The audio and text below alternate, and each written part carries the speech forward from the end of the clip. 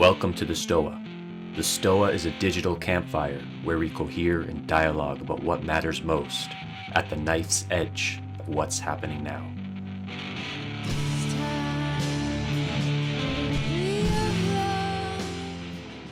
Here, there'll be some people trickling in. We've got quite a few folks RSVP'd for today's talk, and I can understand why. So, hello everyone. Welcome to the Stoa. The Stoa is a digital campfire where we cohere in dialogue about what matters most at the knife's edge of this moment. I'm Raven, a host here at the Stoa. This evening, we are joined by Rachel Haywire, a philosopher, writer, artist, designer, futurist, and entrepreneur. Rachel has written several works. Her most recent publication, The New Art Right, makes the argument for a new transgressive aesthetic movement.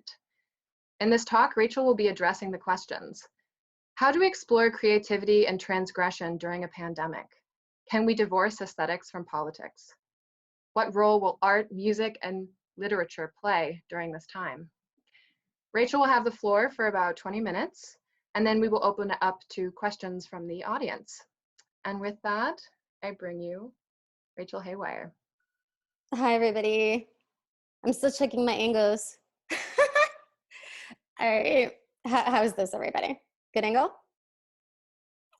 All right. So you guys are here to talk about creativity and self-expression with me. We're having a joint discussion about expressing ourselves during a pandemic, a time that is considered to be maybe not the end of history, but a stop in history, a change of the guards, a change of forces, perhaps a new start, a new beginning, or maybe to some people just new destruction.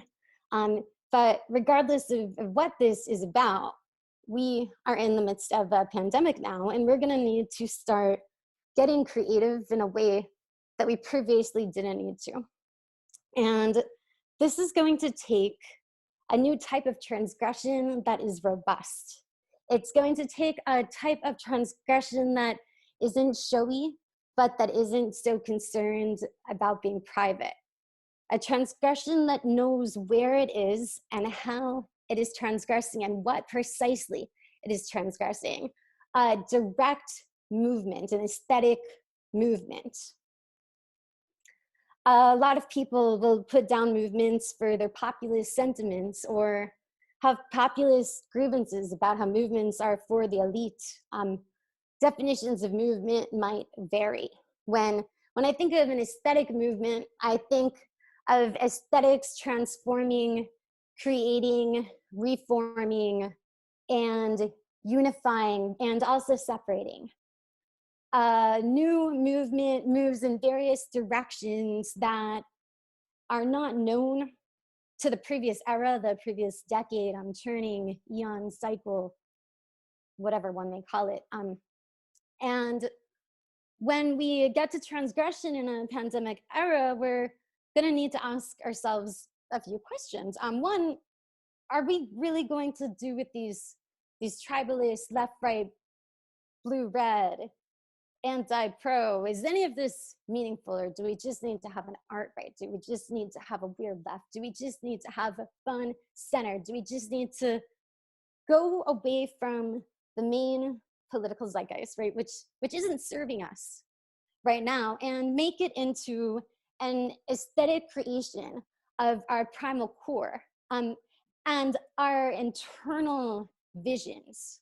When Peter was giving this talk about unleashing the inner demon before, I was thinking about the powerful metaphor of unleashing the forces, the dark forces within yourself in a way where you're creating something that could be beautiful, that could be suffering and pain, but high, mighty kingdoms in the sky, imperiums of the mind. And that's when I'm like, okay, what are you gonna do to create an imperium of the mind, right? What are you gonna do to have a kingdom of the mind in which you are deciding how the aesthetics flow? You are directing the film, you are doing the photo shoot, you are recording the track where you know that the imperium of the mind is being explored in a way that personally makes you feel. You know that moment is there. It's a flash. It's a flash that you know. And when you feel that flash, you are there. You are on it. You are on it.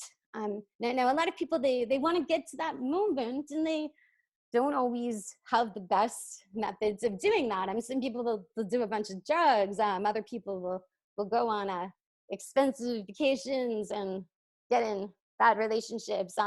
But you know, when we're talking about what Peter referred to earlier as the knife's edge, you're gonna encounter a lot of volatility, and you're gonna have to know like how to scale that in a positive way and when to get rid of the bad parts of volatility, which are really prominent right now. How can you stay on the knife's edge and create? How can you stay on the knife's edge without like having the darker energy of transgression and its destructive forces consume you? How does one pull that off as a stable, sane being that is looking to express themselves, right? And I think that that's an important thing to look at. How do you channel that demon inside of you? Do you let it get the best of you or other people, or do you focus it? Do you have a precise focus, like a precise movement?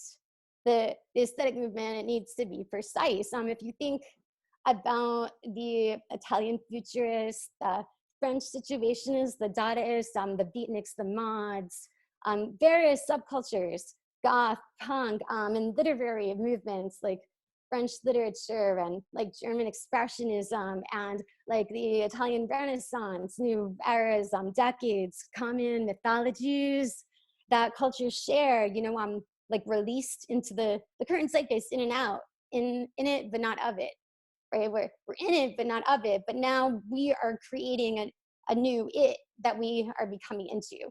That's what we're doing. We're building aesthetic movements. All the meta tribes are doing it. Now, are we doing one universally? Maybe not. Do we need to? What if we don't need to have a universal movement? What if it's cool that we have millions of factions, and that will scale creativity the most efficiently, so to speak, right? And what defines a movement?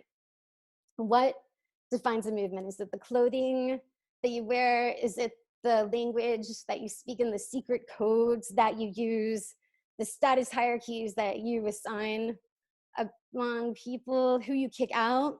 Does who you kick out define a movement? Or is a movement stronger with or without certain like designated, you know, people to be the out? The in, do we need an out and in? Do we need an in group and an out group to create? Do we need to have that elitism as a basis for creation outside of a PC liberal norm, right? Can we transgress that without becoming the villain, so to speak? Can we see things for how they are without backing down? Can we see things for how they are without backing down? Defining movements, you can't back down. You have to be forceful in a way that people interact with aesthetically. This is why like so much of the dissident right movement has failed, is because their aesthetics, they don't really appeal to any group of people outside of their, you know, little community. And they've got like their pepes, right? Like that's cute, you know. Like I found you know, just like the little folk things that would be cute, but definitely not enough. And just like the volatility that a lot of people have in that community is really bad.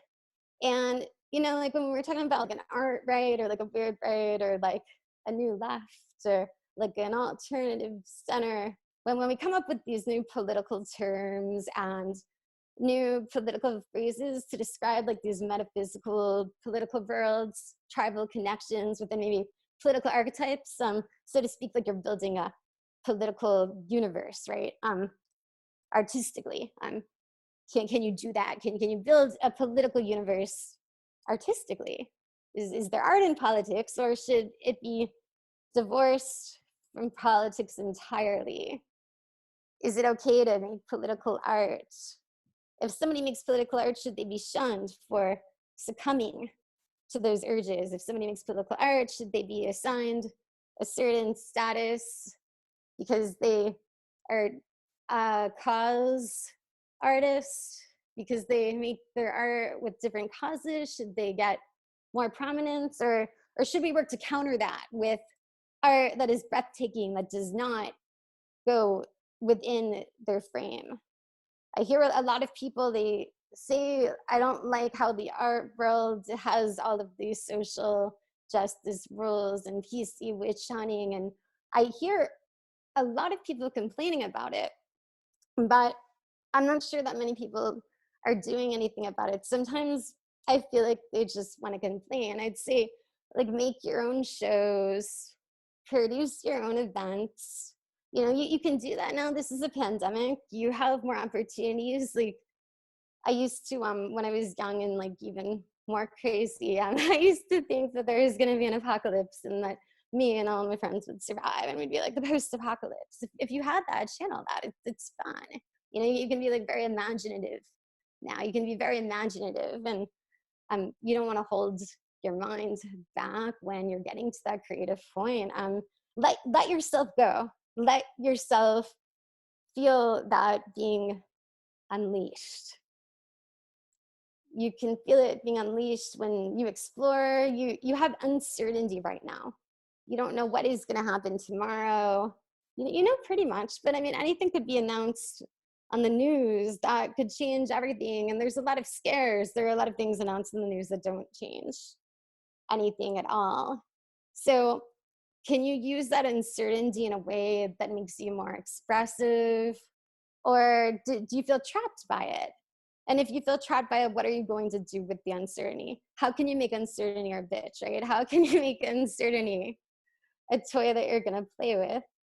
What are you gonna do when you have uncertainty in front of you? How are you gonna channel that moment in a way that works for you? And I wanted to address on, like, people have been talking about how they feel like they can't see certain things, like in the art world. And the whole reason that art exists, at least like from a certain point, is to say things that you can't say verbally, that you can't say in like regular conversation. You express them through aesthetic worlds, higher spaces, whether that's art or music or literature. You express them in a way that you connect with people that you're sharing specific mythologies and symbols with. You have an entirely new universe when you're creating in this way. We are all Alice's, designing our own wonderlands. We all have that ability. Robert Anton Wilson, he used to say that reality is what you can get away with. Now, I don't agree with that. I actually believe in an objective reality.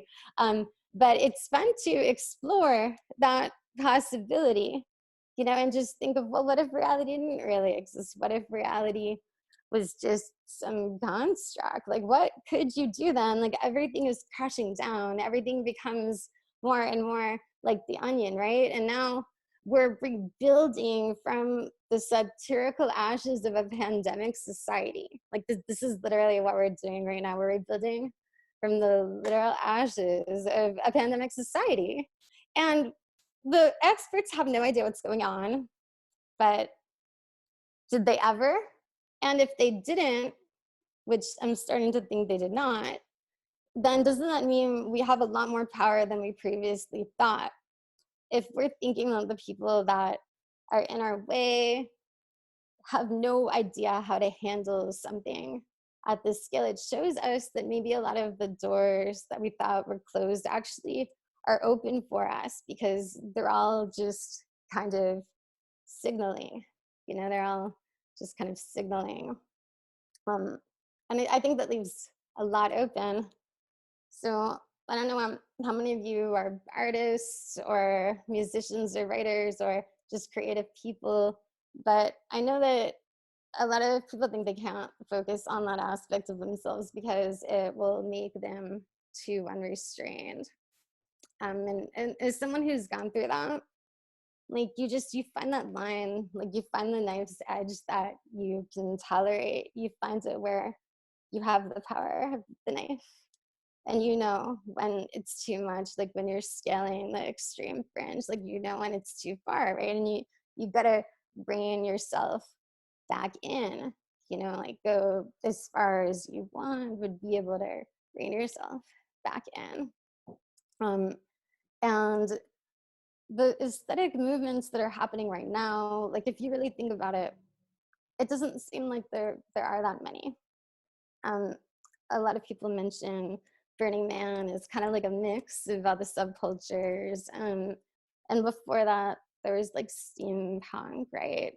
Cybergoth, but there hasn't really been anything that's really been like a movement, like a subculture like that. I mean, there's been like different internet groups and different digital tribes, but there hasn't really been like a subculture with that kind of magnitude. Maybe we've just outgrown it as a society. Maybe we've just outgrown subculture mode. Now we're all monolithic. But it feels like now is a good time to explore different subcultures that we hadn't really focused on before. Maybe subcultures that would be more viable now because of people learning for the first time what's actually going on.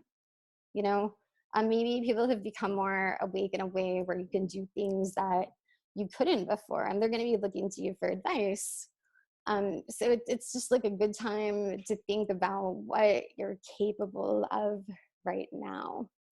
And anybody can build an aesthetic movement and get people to join them. You focus on style, you focus on your personal desires and how you can build them in the external world, like whether it's through creating a piece of art that has a vision that you had displayed on it. You know, I'm just showing people that creative primal part of you and translating it into the universe so people can pick up on the occult connections that you have brought them. There is a deep occultist element in art. Aesthetics are deeply occult. They're hidden. They're not on the surface.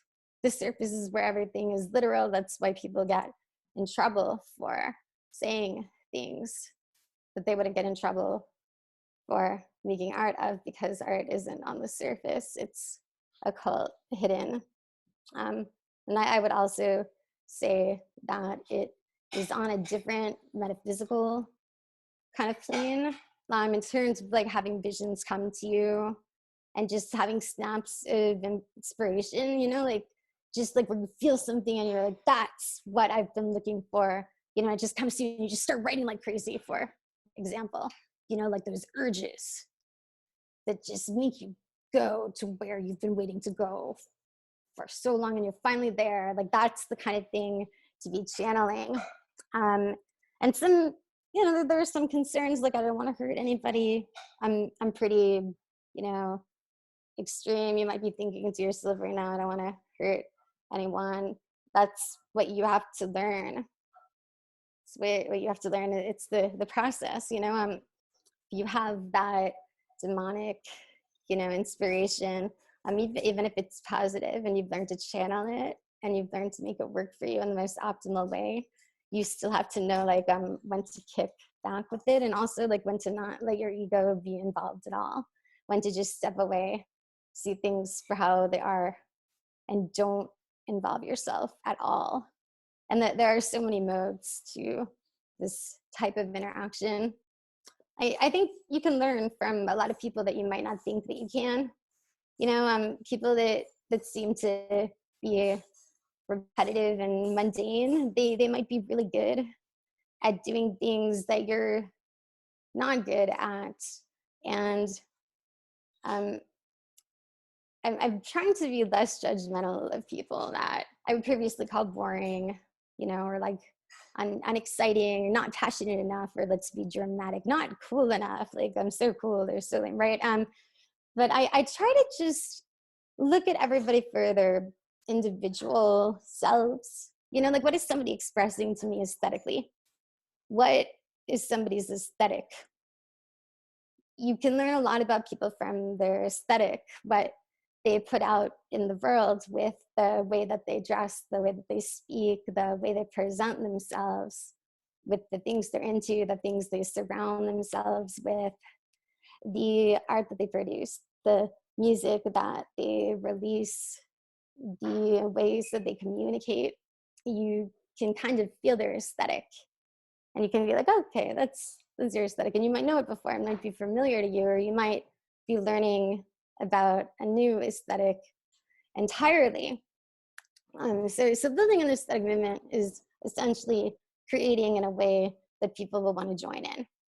You're creating something and people want to join you. You work on a project that you tell a few people about, and then they tell a few people, and suddenly you've got like 100 people working on a project. You've built an aesthetic movement, and I encourage everybody to do so. Don't worry about sacred cows. Don't worry about impressing people. Never do it to like get in with some clique that you feel is beneath you. That's just like really, really demeaning work. Like, if you have to get in with the clique that you feel is beneath you, do not do it, whatever the thing is. Find people that you relate to. I have a tweet where I talk about this. You can follow me on Twitter at Beyond the Center.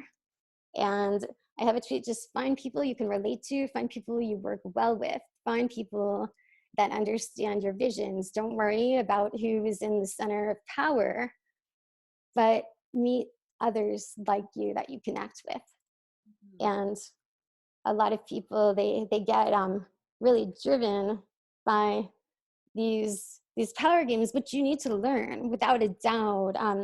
But if you're all optics and no action, or all optics and no aesthetic, I'm gonna call you out. Like I just called Curtis Yarvin, Mentions Moldbug out, and I got like hundreds of people trolling me like, how dare you insult Moldbug? Dude, he has no sense of aesthetics. You know, that's cool. Maybe that's just not his thing. But we need aesthetics. Picture though with a leather. I saw that. Oh my God. I had like 20 people troll me with that. I think he needs to do something about the hair. Yeah, it's true. Definitely. It seems like there's this theme going in what you're saying of like this pre-existing, like you mentioned that in the beginning. There's a movement that we're inherited, we're kind of inside of right now, and it's calcified, right? So you have like the social justice kind of postmodernist side, which has really claimed art. I mean, in a really serious way. They have like staked their territory around art, and all art as political. And it's interesting how that approach to art is very overt, which is almost the opposite of what you're talking about in terms of transgressive art, or art as transgressive action or communication. It is not so obvious what it means to be. And it's up to the experience between the art and the experience of the artist and the person experiencing the art to discover in that space between what the implications of that interaction is. And it seems that this idea of transgressive is both a kind of bringing back to this quality of art that breaks through categories, which I see also in other elements of your work. You're taking, like, the art right is like taking art, which is like a leftist product, and moving it into the right, which is like a appreciation of hierarchy and tradition and like form, and mashing them together beyond the center. How can you be beyond a center? So I see this like pattern in your work of trying to remix all of the categorical assumptions that we have, and that being kind of the origin of the rebirth of this new aesthetic movement.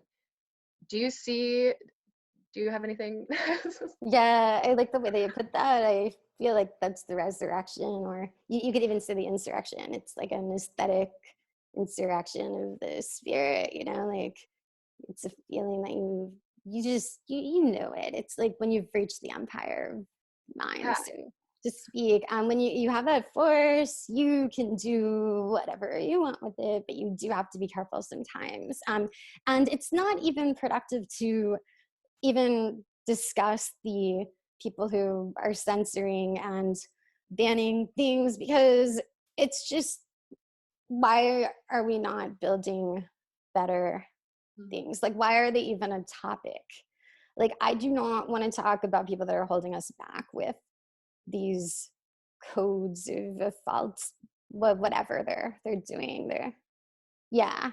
Why should we even have to communicate at that level where everybody's hiding? I mean, like, we're literally wearing masks right now, which makes sense.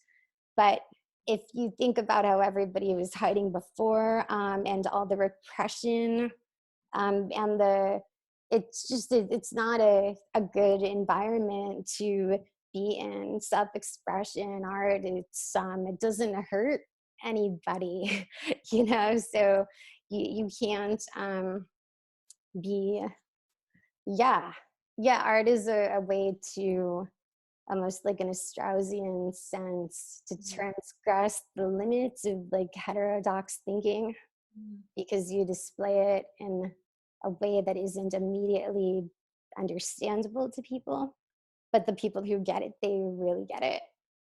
Yeah, and it draws them in, totally. Yeah, so I want to get to more questions. I saw that Peter mentioned he had a question. So if you would like to unmute yourself, Peter, and I would invite anybody else to put their questions into the chat. All right, let me process. One beer kind of mixes up the daemon energy. And so the question relates to insanity, sacrifice, and community. Because artists, they're on the brink of insanity if they follow the daemon energy, because they have to go to places no one else wants to go. And I'm wondering, what came alive to me when you were talking, Rachel, is sacrificing your sanity, or should I say, relying on others for your sanity and sacrificing it, is that an act of love? Ooh, well, let me think about that. It can be. I think that, yeah, if it's directed in a way where you, yeah, I think if it's directed, yes. What do you mean by directed? I'm curious.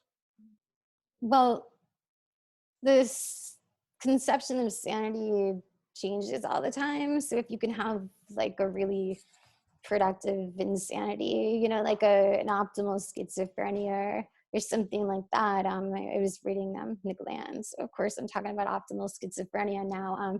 Yeah, no, do that, read Nick Land, get into optimal schizophrenia. Where are you gonna go that you weren't gonna go because you thought something was insane? Go there. Like, as long as you're treating yourself well and you're not hurting yourself, and you're not messing things up, like, could do what you want with your brain. So sacrifice, like, I think it depends on if it's like a productive insanity like that, or if you're actually like losing, like functional parts of you that make you understand life, so to speak. And that's I don't know if that would be an act of love. I think it would depend on the individual. So yeah. Can I ask a follow-up question? So, like, if you are let's say if you're insane in the right way and you seduce everyone else to your worldview, does that make you insane anymore? Oh, good question. Jesus's followers would say no. I would say no, or at least sane within a small group. You have tiny cults, and then you have small religions, and then you have big religions, everything in between. If you've got a horde of followers who believe the same thing that you do, at the very least, you're not crazy to them. So you've got, like, say 100 people who you are sane to. And when cults have these, sanity, takeovers, I'll call them sanity takeovers, where they impose a new reality into the members' brains. They impose the new reality into the members' brains that are in the cult. So they become sane within that cult. And that can extend to mass religions, but it can also extend to political movements where everybody thinks the same, or just like groups of people. who want to enact an agenda, you know. Thank you. That was good. Thank you. I'd like to move to Jordan. Jordan, would you like to unmute yourself and ask your question? Hey, Rachel. Really like what you're talking about. I've been thinking about this issue of like how whatever is going on right now, we're bumping up into like a real boundary that just logic and this kind of shit is just not capable of pushing past. And so I've been thinking about this issue of like aesthetic movements that can break through in the same way. And I have a very hard time thinking of something that I think would be good, except that I keep realizing and remembering that like the whole thing with memes is in itself, it seems to fit the like the requirement in that it's like it's like a new form of language that's primary aesthetic. That's one thing about it. It seems to break through in ways that like other things don't. I mean, like as a genre of expression, it's like it's a thing from 4chan, and like the shit, like the other shit that they do, it like doesn't break through, but in some other sense, like their whole language of communication is now how we communicate on the internet, at least aesthetically.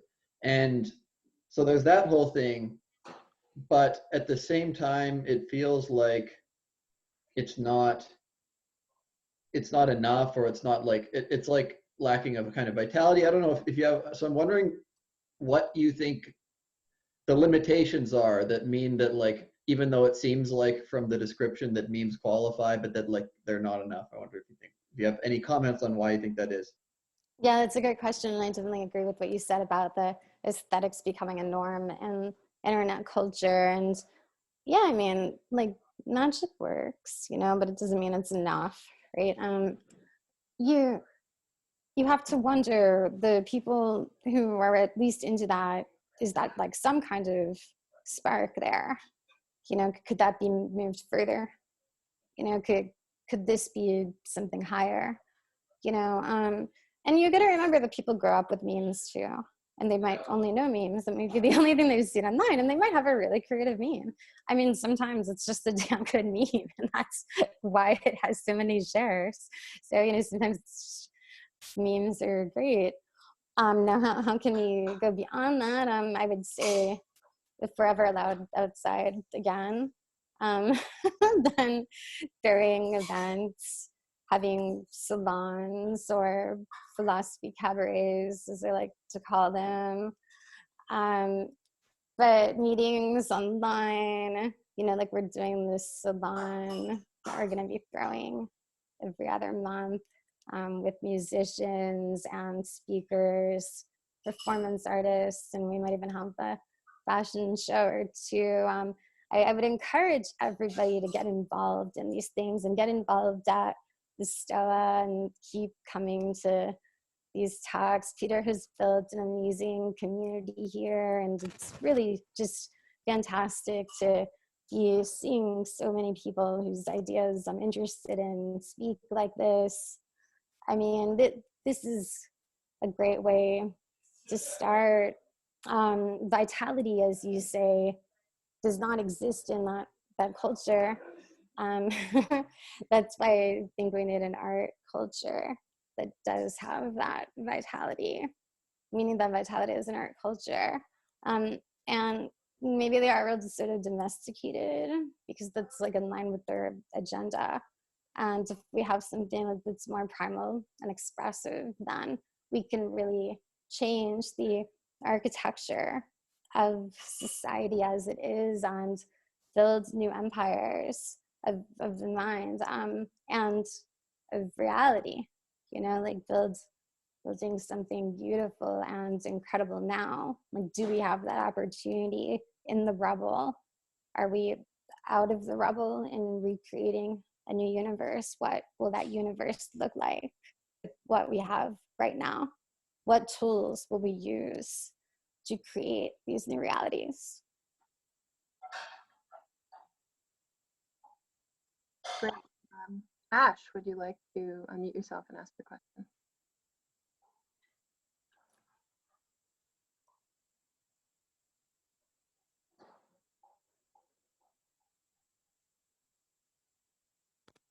Maybe we will come back to Ash. Nominus, Would you like to make your comment? Sure.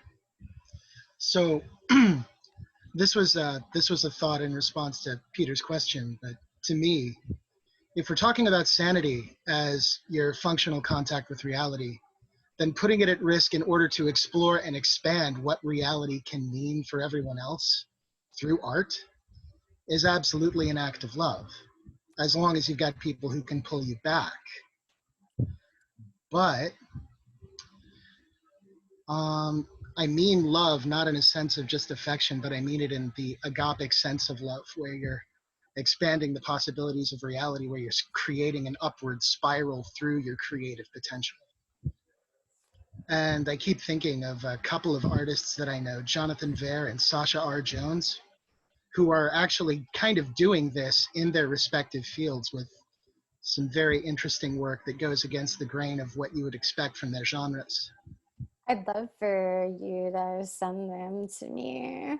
That sounds amazing. I think absolutely will. All artists, thank you. I'm really just happy to see that so many people showed up for this talk and that have the same interests as me. And I mean, we're throwing these events on me and Ashley, who's here, I believe. Raven, who's here, spoke at one. She gave a talk about tricksters and archetypes. And I would love to have people collaborate more and find people in this room. Like, hit me up on Twitter, Beyond the Center. Let's work on stuff. Let's write. Let's make music. Let's film. Let's take photography and play with it. Let's design. Let's alter. Let's shift. Let's get a motion going of creative people working together on various projects. Hit up people and tell them what your visions are and see what they say. Chances are you're going to meet a lot of like-minded people. You know, a lot more people think like you than you might think. Mm-hmm.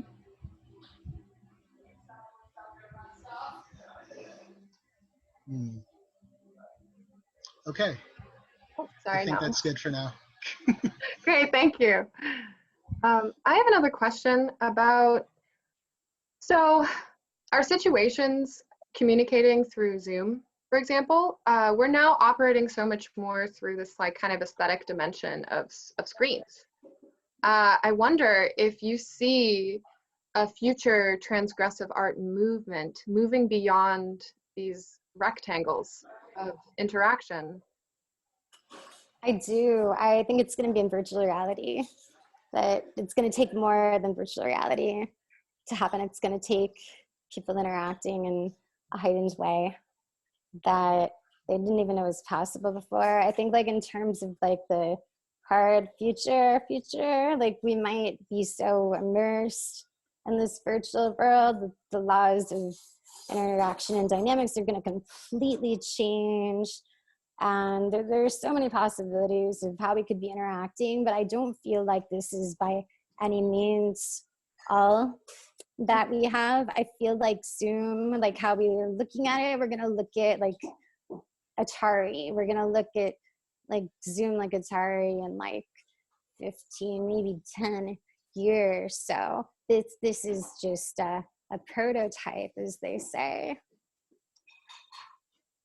Yeah, I was thinking the other day that one day we'll look back on this with nostalgia, looking at screens, because we won't be doing that anymore. It's Corona days. Mm-hmm. There's going to be thousands of books. Yeah. Can you talk? Oh, go ahead. Sorry. No, go ahead. I was just going to ask, so from your experience hosting events in this space, have you seen certain kinds of sparks of what this new aesthetic movement might look like just from exploring this new territory?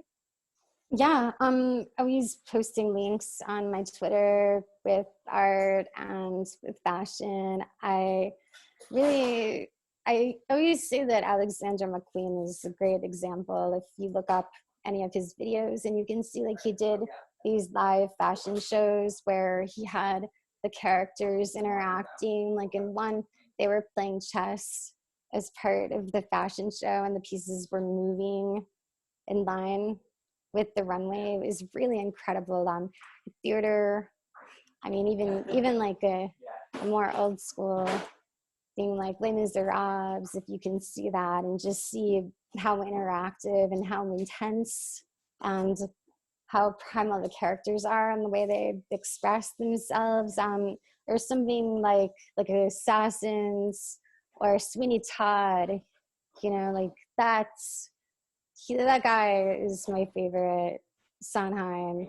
Like if you can get into Stephen Sondheim, you know, just feel that expression. Classical music, but try it while you're reading something or writing something. Don't just sit there. Use the classical music to drive you. If you can really feel that, you know, like those parts of yourself, you know, that use that to channel it. And yeah, it depends on the person, but I would say don't be afraid to go on the edge of things. If you know you couldn't come back, and like somebody said in the comments, if you have somebody that can help bring you back, you know, always explore. Don't hurt yourself, but always explore if you have the opportunity to. You never know what you might learn and what that might do for you. What do you think about the kind of lack of aesthetic expression that we see in most of the philosophy community? I think that a lot of that might come from an academic background I'm not familiar with. But I think maybe that there's a desire to be seen as mature and in a way that can make people a little drab. I see that in a lot of groups. It's just about like building your own personal elegance and, you know, being able to create yourself in a way that you feel is in line with who you are. I think that in some cultures, like some more Eastern cultures, self-expression is looked down upon for being too associated with the ego. And I know like the West is considered over individualistic. So, I mean, it might depend on if you're coming at it with a more like demonic or like a Promethean energy. When I heard Peter's talk earlier, I kept thinking of Promethean because he was talking about stealing the culture. I'm thinking about stealing the fire from the gods, you know, like the Promethean Renaissance. Like that's what the aesthetic movement is building to, at least for me. You know, it's the Renaissance, it's the aesthetic Renaissance. And that's what I'm working toward. Rhea, would you like to unmute yourself and ask your question? Yes, thank you, Raven and Rachel, for being here. No, thank you, but thank you. I was just wondering, how do we encourage more people to explore the nice edge of expression? The nice edge of expression, do you mean like the kind part? I think just like maybe supporting people and being more brave or courageous and exploring expressive modalities that they might be curious about, but aren't necessarily like have the confidence to do it. Like if they perceive themselves like, oh, I'm a bad singer, I'm a bad dancer, when in reality, like that doesn't even exist. You know, like no one's a bad singer, no one's a bad dancer. I might disagree with that last statement, but I think the people have to get out of those traps of negative stories about themselves. You know, just if you have negative stories about yourself that you tell yourself, recognize them. You know, like I've been there and I've been like, oh, that's a negative story. I'm gonna like stop telling myself that thing. I think a lot of people they're reserved because they're afraid of like shame, and we were talking about like shame culture and like how that could lead to narcissism. I heard this guy give a talk here. I forget his name, but he was really good. He was talking about how narcissism was based off of shame. And it's interesting how if an ego gets bruised, it's more shamed, which equals more narcissism. So it's like a perpetual cycle. So you know, how can we avoid feeling shame to avoid being narcissistic, right? That there's all sorts of like, should you feel shame? Shouldn't you? And it's really like you have to answer those questions for yourself. You know, that's not anybody's business but yours.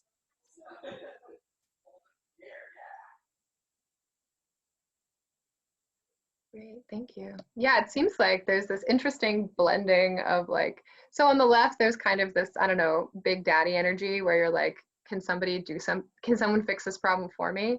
And then the reaction on the right is like, no, you have to bootstrap yourself. And I feel like you're kind of bringing the two together. Like in order to like take care of everyone, we like first must take care of ourselves, and we have to transgress beyond what has been considered the acceptable way to express. Yeah, that's exactly where we are right now. We have an opportunity to explore taboos in a way that we didn't previously know existed. I think like what killed cancel culture, the coronavirus, because now everybody's canceled. So everybody can do what they want now because people don't care about stupid culture war things because we've got a freaking pandemic out there. Oh my God, right? So, you know, I don't even think those things are relevant anymore. I tend to find mainstream politics to be very tiring and political consumers to be even stupider. And I would rather avoid that kind of thing and just focus on aesthetics. I'm divorcing aesthetics from politics, divorcing art from politics. This is where it's really crucial that if you feel like your art is making a political statement that might be offending a certain group and you're doing it for that reason, are you really making art or are you just making politics? Like to really make art, even if you're inspired by political, you know, aesthetics like propaganda or uniforms or architecture, whatever it is you're inspired by aesthetically that you might not be inspired by politically. For example, Hugo Boss, love those uniforms, right? Same kind of thing. Politics are separate.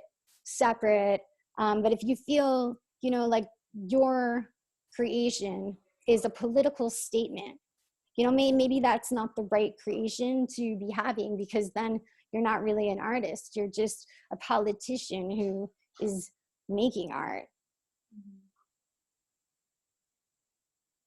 Yeah, Jordan had a really good response to this idea of like, you know, bad art, good art, like what is that dimension?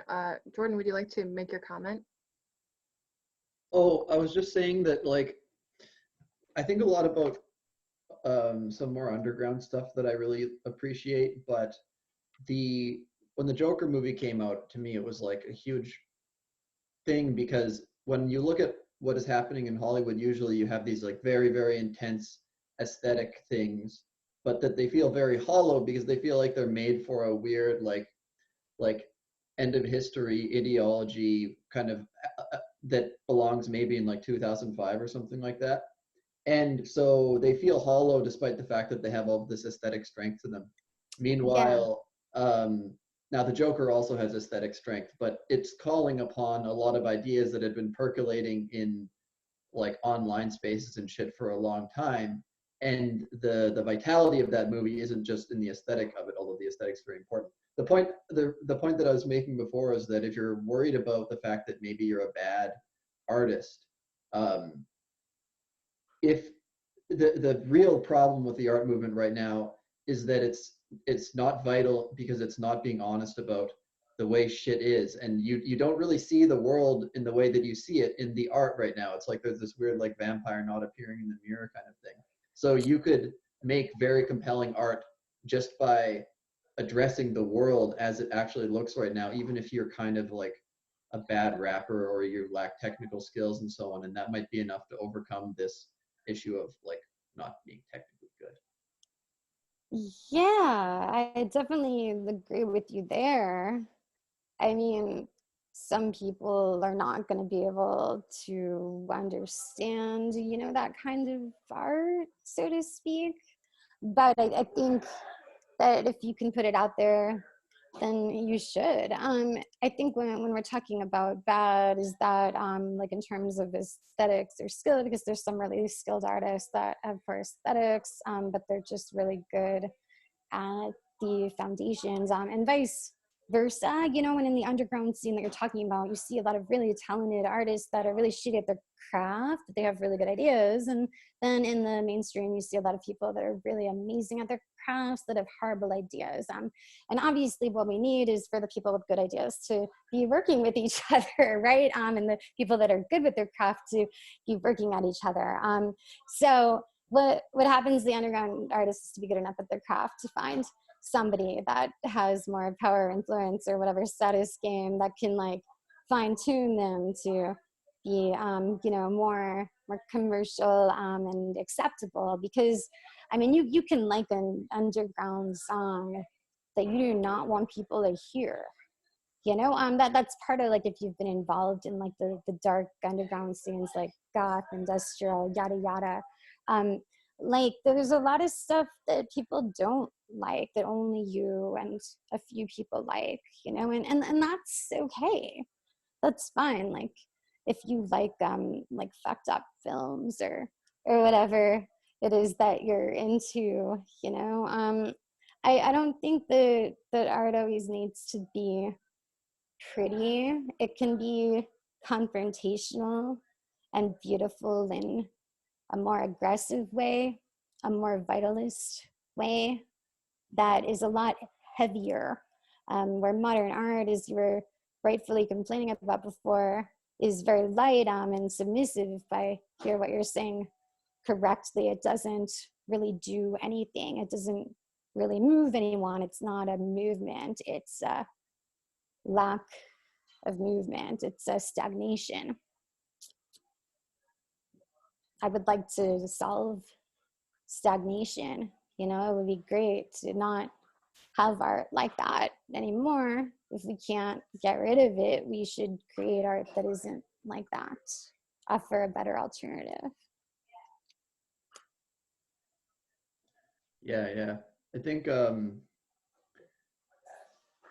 one other thing though, as I mentioned this in another, maybe I'll just throw this in there, but I mentioned this in another thing that we did. There's this guy who has like almost no followers. He was like a punk musician. He used to call himself School Shooter, and they had to change his name to something else because the feds were coming after him and like fucking with him on Twitter. But he made this really cool song called MK Ultra Victim, and it's like shittily done because it's like he's like one guy playing all the instruments, and like the mixing isn't very good, but it's this like really crazy song about how he's like grown up with all this like media around him and shit, and that it's just like sucked his soul out of him because now he has this like slavish relationship to technology. And it's, I don't know, it's like really badass, and it just feels like, wow, like this is something that's alive, like in the moment that we're living in. And that even like the idea is that like the vitality comes from the like encounter with the world as it is right now. I like that. I definitely want to check that out. That sounds hilarious. I'd love to send me links to that. I'm thinking about like modern artists. Like Joan Pope is an incredible artist. She does video, audio. She does visual art. She combines it. She's starting to do it in VR now. She goes by Sex, Death, Rebirth on Twitter, and her images have a lot of goddess kind of, but like a dark goddess kind of energy, like almost like a Kali, or, you know, like a different kind of female, like we were talking about before, you know, like the dark feminine being unleashed, you know, that there's so much potential there. This is what I see for what could be a new era. You know, like we had the cheerleaders, and then we had the jocks, and then we had the nerds, right? And now we have the trad wives, right? The goths never got to have their day. Right. So what comes after the trad wives, right? What's the next internet subculture? Maybe it'll be like the Philosopher Queens, you know? Like I think that's what it should be. Should be the Philosopher Queens. That's how we like subvert feminism from the inside or something. Yeah, and speaking of this philosopher queen, where can people find you, Rachel, if they want to get a hold of you? They can find me on Twitter at Beyond the Center. And I have a thing that I'm going to be putting up soon. But for now, just find me on Twitter and check out my design agency. It's avantdesign.live. And get ready for an exciting new launch that is coming soon. Excellent. Thank you so much, Rachel. And also check out her book, The New Art Right. It's excellent. Okay, so I'm going to tell us about some upcoming events here at the Stoa. Tomorrow, we have Johannes Niederhauser coming, and he's going to talk to us about leisure as the basis for the coming Renaissance. So similar theme of aesthetics, and that's going to be at 10 a.m. Eastern Time tomorrow. Then we have Human Systems Live Action Redesign with Anne-Lorraine Selk at noon tomorrow at Eastern Time. And another event later in the afternoon, Reform of Government Institutions, Samo Burja, and that's at 4 p.m. Eastern Time. And then in the evening, we have the Existential Dance Party with Colin Morris of the Zion 2.0 podcast. So lots of things going on tomorrow. We would love to see you join us there. If you would like to RSVP to those events, please go to www.thestoa.ca and you'll find all the signups there.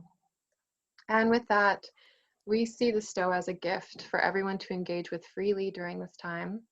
And if you feel inspired to give a gift in return, you can visit the website and look for us under the gift economy. And with that, thank you all for being here. Thank you, Rachel. Thank you. Thanks, Rachel. Thanks, everyone.